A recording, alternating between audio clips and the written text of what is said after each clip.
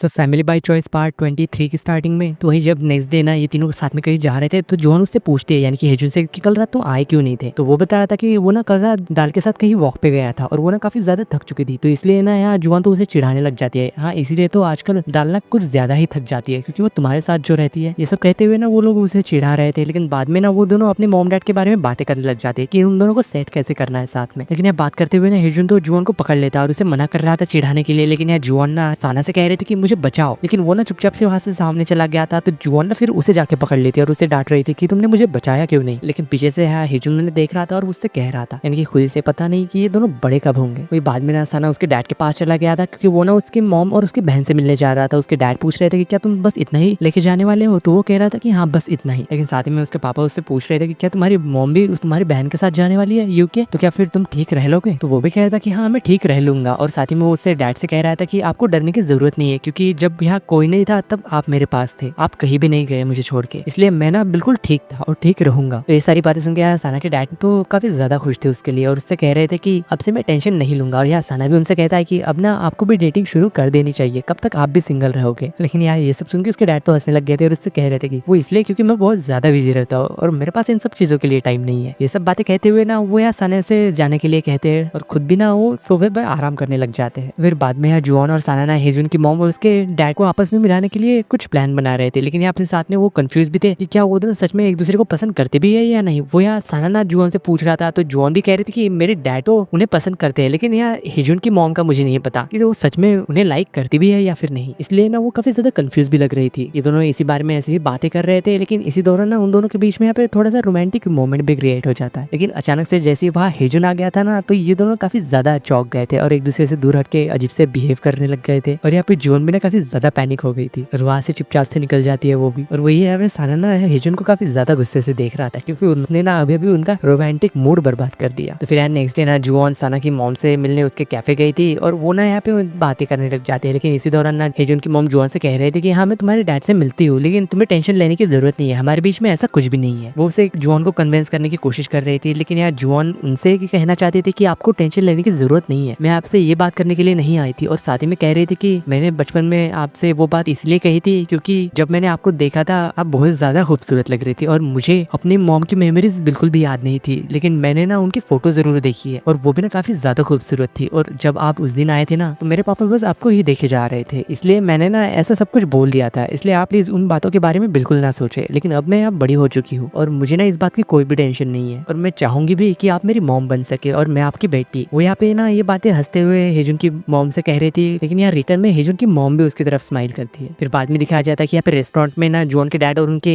Neighbour वाली aunty काम कर रहे थे, लेकिन कुछ देर बाद जब यहाँ हेजुन की मॉम आती है ना तो जुआन के डैड उन बूढ़ी दादी को वहाँ से भेज देते हैं और ये दोनों ना यहाँ पे बैठ के बातें करने लग गए थे। लेकिन अचानक ही ना वो यहाँ पे हेजुन के बारे में करने लग जाते हैं और उनसे कह रहे थे कि क्या हेजुन ने आपसे कुछ कहा। लेकिन यहाँ हेजुन की मॉम तो उससे कह रही थी कि अरे ऐसी कोई भी बात नहीं है, मैं ना वो हर चीज करूंगी जो कि आपको पसंद हो अगर आप मुझसे कहेंगे तो, और जो भी चीजें मुझे नहीं आती मैं उसे करने की भी कोशिश करूंगी, ट्राई करूंगी एटलीस्ट। तो ये बात सुन के यहाँ पे जुआन के डैड कहने लग जाते हैं लेकिन आप ऐसा क्यों करोगी। तो यार हेजुन की मॉम तो ये कहने लग जाते हैं कि अगर आप चाहोगे तो मैं ना घर को भी अच्छे से संभाल सकती हूँ और हो सके तो मैं ना बच्चों को भी संभालना सीख जाऊंगी। तो ये बात कहती ही ना ये दोनों तो बस एक दूसरे की तरफ देखते ही रह गए थे, यानी कि कुछ टाइम के लिए यहाँ पे तो साइलेंस ही हो गया था। पर यार हेजुन की मॉम फिर से उनसे कहने लग जाती है कि मैं ना आपसे ये चीजें इसलिए कह रही हूँ क्योंकि मैंने ही पहले आपको पुश किया था और आज ना मैं बहुत ज्यादा एम्बेरस फील हो रही हूँ। ये सब कहते ना वो वहाँ से जाने ही लगती है। तो यार जुआन के डैड ने उसे रोक लेते और उससे कहने लग जाते हैं कि जब ना मैंने आपसे पहली बार मिला था तभी से ना मैं आपको पसंद करने लग गया था और मुझे ऐसा लगा था कि जब आप ना चले गए थे और दोबारा से आओगे तो शायद मेरे मन में आपके लिए कोई फीलिंग्स नहीं रहेगी, लेकिन जब ना मैंने आपसे दोबारा मिला तो मुझे ना दोबारा से वही फीलिंग्स आ गई। और बात रही घर संभालने की तो वो ना मैं भी कर सकता हूँ और हो सके तो मैं ना तुम्हें भी सिखा दूंगा। ये सब कह के ना वो दोनों यहाँ पे हाथ पकड़ के एक दूसरे की तरफ देख के मुस्कुरा रहे थे, यानी कि इन दोनों का भी ना मामला सेट था। तो वही बाद में यहाँ ना ये सब लोग मिलके घर को रीडेकोरेट करने की कोशिश कर रहे थे। ये दोनों ना यहाँ पे सोफे को इधर उधर हटा रहे थे, लेकिन तभी यहाँ जुआन के डैड आके ना उन्हें रोक लेते और उनसे बैठने के लिए कहते और सब लोग को ना जूस पिला रहे थे और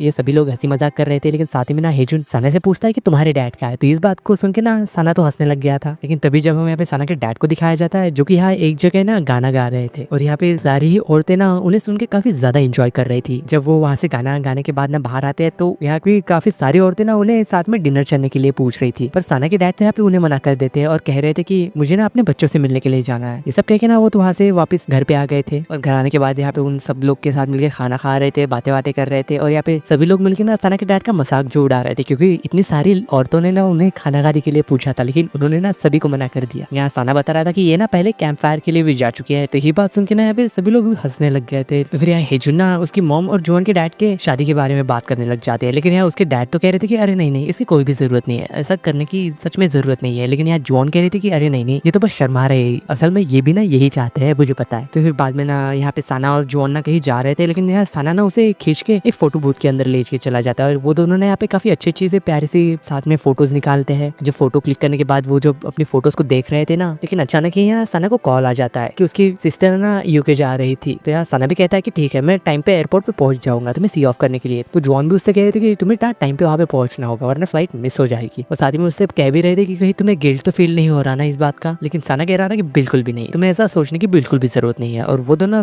स्माइल करते हुए वहां से चले गए थे। और फिर ऐसे ही करते हुए हमें दिखाया जाता है कि दिनों की ना काउंटडाउन शुरू हो चुकी थी, 30 डेज बाकी है, 20 डेज बाकी है वेडिंग के लिए। और साथ ही में यहाँ पे उसके डैड को भी दिखाया जाता है जो कि ना यहाँ पे खुद को काफी ज्यादा खुशनसीब महसूस कर रहे थे और वो काफी ज्यादा एंजॉय कर रहे थे। अब वेडिंग में ना सिर्फ 19 दिन बचे हैं और वही यहाँ पे पागदाल और हेजुन भी ना साथ में काफी ज्यादा खुश लग रहे थे और साथ ही में बास्केटबॉल भी खेल रहे थे। और फिर ना अब यहाँ पे 2 ही दिन बचे थे शादी के लिए। यहाँ हेजुन और पागदाल ना जोन की बेकरी में बैठ के काफी सारे रोमांटिक मोमेंट एंजॉय कर रहे थे और उनकी फोटो लेके ना यहाँ पे जोन सना को भेज देती है और वो ना काफी ज्यादा जेलस लग रही थी, यानी कि उसे ना उन दोनों को देख के गुस्सा आ रहा था और वो सना से कह रहे थे कि तुम कहाँ हो, जल्दी से यहाँ आ जाओ। तो हमें फिर यहाँ पे सना को जब दिखाया जाता है जो कि कार ड्राइव करके ना आ रहा था और वो साथ ही में काफी ज्यादा खुश भी लग रहा था। लेकिन फिर बाद में ना यहाँ जोन हेजुन को कॉल करके उससे ना कंप्लेन करने लग जाती है और कह रहे थे कि अब तक देखो सना आया ही नहीं, उसने तो बोला था कि वो ना जल्दी ही आ जाएगा लेकिन अब तक नहीं आया। लेकिन यहाँ हेजुन भी उसे समझाने की कोशिश कर रहा था कि अरे टेंशन मत लो, वो आ जाएगा। और साथ ही में उससे कह रहा था कि मैंने ना अपने घर पे रिंग रखी हुई है, इसलिए तुम ना उसे लेके आ जाना याद से। तो हमें जब यहाँ पे जोन को दिखाया जाता है जो कि हेजुन के जब कमरे में जाती है ना, और वही दूसरी तरफ सना को भी दिखाया जाता है जो कि अपने ही कमरे में जाने की कोशिश कर रहा था क्योंकि वहाँ ना काफी ज्यादा अंधेरा था। लेकिन यहाँ सना ना फिर फ्रिज की तरफ बढ़ता है पानी पीने के लिए और तभी यहाँ जोन ना उसके कमरे से बाहर आती है। तो सना ना उसकी तरफ जाता है और उसे ना सरप्राइज कर देता है। तो जोन ना ये देख के शॉक हो गई थी और उससे कह रही थी कि तुमने तो कहा था कि तुम अभी तक आए नहीं हो, अब तो क्या आसमान से टपक गए। तो सना कह रहा था कि अरे मैं तो बस तुम्हें सरप्राइज करना चाह रहा था। लेकिन जोन ना उसके ऊपर गुस्सा हो रही थी, बस सना ना उसे मनाने की कोशिश कर रहा था, कह रहा था कि प्लीज माफ कर दो, आगे से ऐसा नहीं होगा। और वो ना उसे हक कर लेता है और साथ ही में ना किस भी करने लग जाते हैं। फिर वो दोनों ऐसे ही करते हुए ना वो दोनों तो कमरे के अंदर चले गए थे। तो अपना शादी वाला दिन आ चुका था। यहाँ पे हेजुन ना उसके डैड को तैयार कर रहा था और ये दोनों ना काफी ज्यादा खुश लग रहे थे। और साथ ही में ना यार जोन के डैड हेजुन से कह रहे थे कि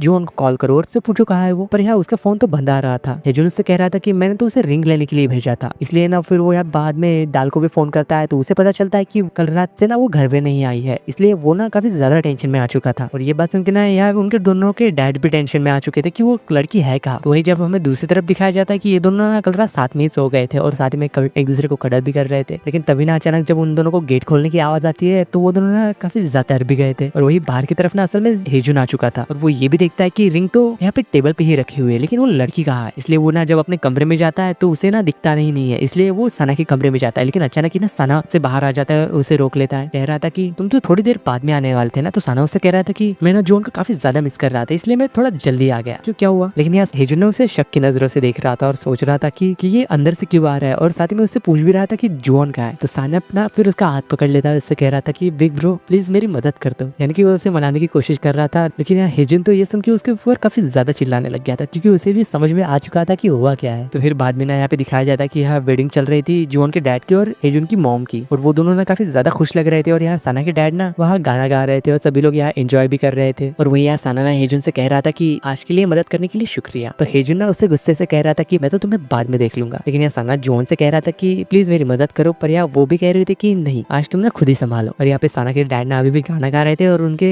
गाने सुन के ना यहाँ पे सभी लोग काफी ज्यादा एंजॉय कर रहे थे। और साथ ही में यहाँ पे जोन के डैड और हेजुन की मॉम भी ना काफी ज्यादा खुश लग रहे थे। और यहाँ फिर सब लोग मिलके फोटो निकालते हैं ना, तो यहाँ पहले वो दोनों कपल वाली फोटो निकालते हैं, फिर बाद में जब दूसरे फोटो में ये सारी फैमिली मिलकर फोटो निकालती है और काफी अलग अलग फोटोज निकालती है, काफी अच्छे से और काफी खुशी वाले, और सभी की फोटोज आती है इसमें। और जब यहाँ पे फूल फेंकने की सेरेमनी होती है ना, तो वो फूल असल में सना के डैड उस फूल को पकड़ लेते हैं। और ये सब देख के ना यहाँ पे वो तो काफी ज्यादा चिल्लाने लग गए थे और ये सब लोग भी ना उसके ऊपर काफी ज्यादा हंस रहे थे। और फिर बाद में यानी कि लास्ट में यहाँ ये तीनों भी मिलके ना काफी अच्छी फोटोज निकालते हैं और काफी ज्यादा खुश भी लग रहे थे। और इसी सीन के साथ फैमिली बाय चॉइस के लास्ट एपिसोड यानी कि इस ड्रामा की हैप्पी एंडिंग होती है।